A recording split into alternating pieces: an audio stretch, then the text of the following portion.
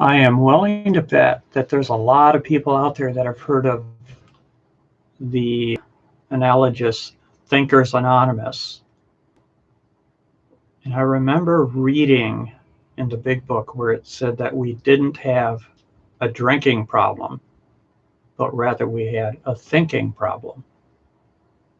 And drinking was just a symptom. Boy, that went a long way with me. And then I came across a little story called Thinkers Anonymous. And I'm going to give you that little story. Thinkers Anonymous. Do you think too much? It started out innocently enough. I began to think at parties now and then, just to loosen up. Inevitably, though, one thought led to another, and soon I was much more than just a social thinker. I began to think alone, to relax, I told myself, but I knew it wasn't true. Thinking became more and more important to me, and finally I was thinking all the time. I began to think on the job. I knew that thinking and employment don't mix, but I couldn't stop myself. I began to avoid friends,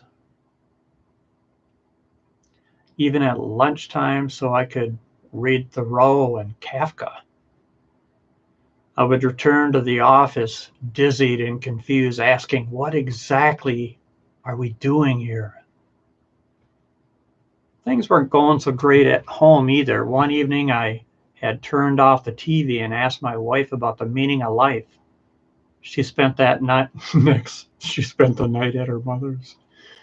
I soon had a reputation as a heavy thinker.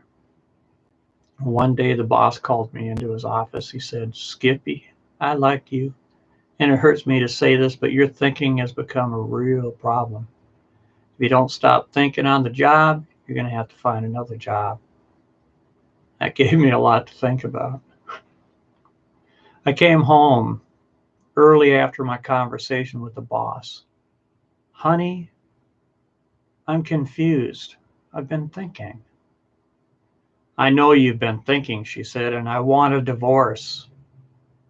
But honey, surely it's not that serious. It is serious, she said, lower lip all a quiver. You think as much as college professors, and college professors don't make any money, so if you keep on thinking, we won't have any money. That's a faulty syllogism, I said impatiently, and she began to cry. I'd had enough. I'm going to the library, I snarled, and I stomped out the door. I headed for the library in the mood for some Nietzsche and with a PBS station on the radio, and I roared into the parking lot and I ran up to the big glass doors, which didn't open. The library was closed. To this day, I believe that a higher power was looking out for me that evening. As I sank to the ground, clawing at the unfeeling glass, whimpering for Zarathustra, a poster caught my eye. It read, Friend, is heavy thinking ruining your life? You probably recognize that line. It comes from the standard Thinkers Anonymous poster, which is why I am what I am today, a recovering thinker. I never miss a TA meeting. At each meeting, we watch a non-educational video.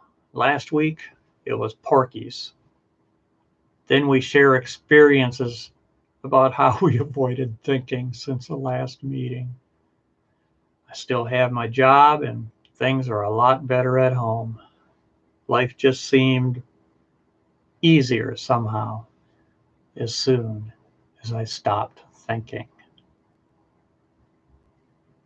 I'll put a link in the addendum to this video. It's on the jaywalker.com website, so you can go back and read it yourself if you're interested. Peace out, everybody. Have fun and quit thinking so much. Just say no to the monkey mind.